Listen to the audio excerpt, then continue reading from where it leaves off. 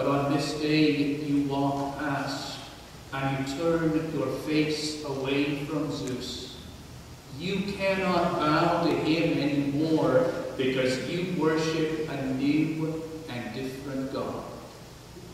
And the agronomist sees you, and as you go past him, he says, "Oh, wait a minute, friend. You forgot to bow to Zeus." And you say to the agronomist, "I didn't forget to bow to Zeus today. I no longer worship Zeus. I have joined the way." And the keeper of the marketplace, the agronomist, says to you, "Oh, now come on," he says, "I know you, and I have known your family for generations. You have all worshipped Zeus. Just give a little nod to mighty Zeus, and you can come on in and sell and buy with the others." But you have heard the word of God. "Hear, O Israel, the Lord your God is one God, and you shall love the Lord your God with all your heart and all your soul and all your mind." You know that that one God has been revealed in Jesus Christ. You say, "I cannot bow, nor can I nod to Zeus." So the agronomist says to you that you may not enter the marketplace ever again, neither to sell your goods nor to buy food for your family. You are forbidden. And the agronomist was only doing the thing that his society had told him to do because he believed that if someone came into the market who would not bow down to Zeus, that Zeus would become angry. And if Zeus was angry, he would withhold the rain and the sun. He would bring sickness and death. And so you cannot go in to the marketplace. You think perhaps you will complain about that down at the town hall, the bulletarian. So you go to the town hall and you walk in and you say, "I would like to see the criterion, the mayor of this town." And the clerk says, "Certainly you can see the mayor, but before you do, come and stand before this altar." And in the town hall in Priene, there was a four-sided altar. And on the four sides were the faces of Zeus, Apollo, Hestia, and Athena. And the town clerk says to you, "Just light a piece of incense and place it down and pledge your allegiance and love to the pantheon of gods, and then you may go in and speak to the criterion." You say, "I can't do that. I do not bow to Hestia or Apollo or Zeus. I do not." Then you have no access to civil society, and out you go. No place to have a voice. You go home that night and you discover that your lamp has stopped burning. So you go to your neighbor and you say, "Neighbor, could I light my lamp from your lamp?" They didn't have matches in order to relight a lamp or a fire in that time. And so if your light ran out, you had to go and find someone whose fire was still burning. And the neighbor by this time has heard about you and says, "I cannot give you fire from my lamp."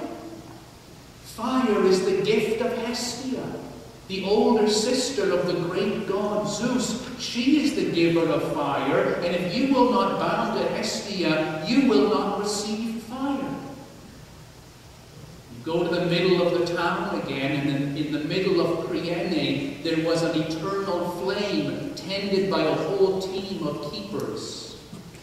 But when they see you approaching with your lamp, they hold up their hands and say, "You cannot take the fire of Hestia."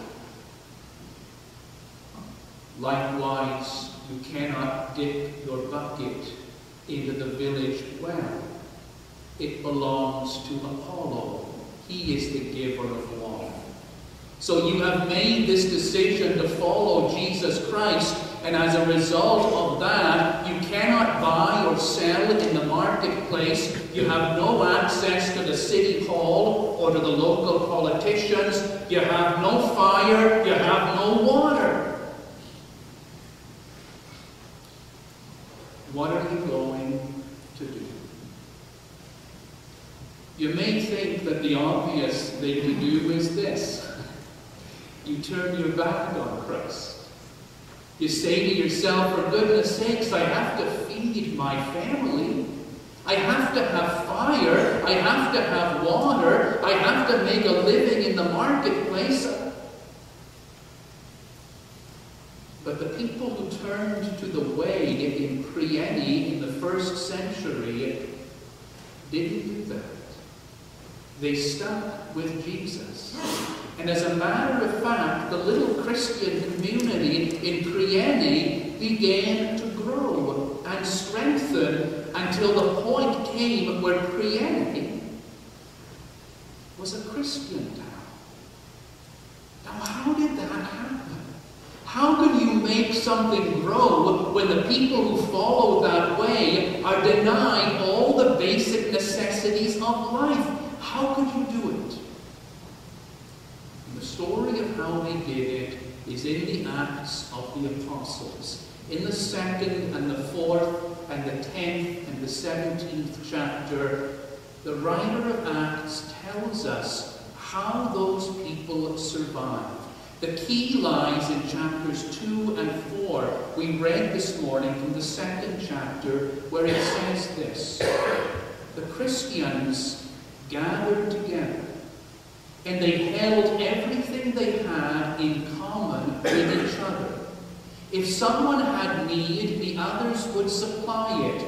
Those who had would give, and those who needed would receive. And they shared with everyone. What they did was this. They formed a counter-culture.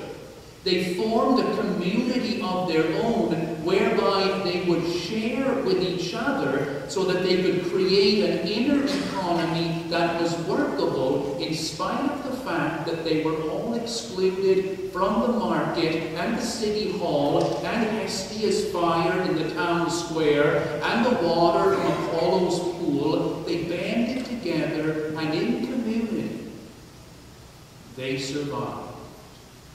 And slowly, other people joined their community. Why would they do it?